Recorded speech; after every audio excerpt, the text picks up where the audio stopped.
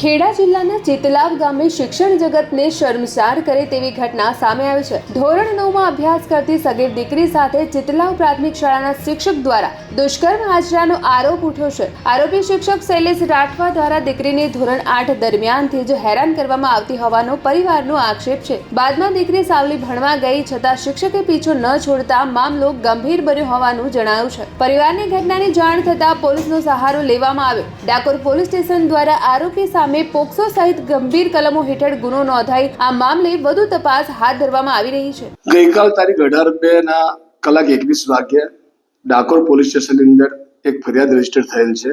BNS કલમ 64(2)F 65(1) 75(2) 351(2) POCSO 4 5F અને 6(12) મુજબ એ ફરિયાદના કામે હકીકત એવી છે કે ઠાસર તાલુકાના એક ગામમાં શિક્ષકની નોકરી કરતા શિક્ષકે ધોરણ 8માં ભણતી બાળકીની સાથે દુષ્કર્મ કરેલ છે અને એના ફોટા પાડી લઈ એને બ્લેકમેલ કરેલ છે, જે બાબતે એનો ગુનો રજીસ્ટર થયેલ છે અને શિક્ષકને પકડવા માટેના ચક્રો પોલીસે ગતિમાન કરી દીધા છે। આરોપીને પકડવા માટે તમામ પ્રયત્નો ચાલુ છે।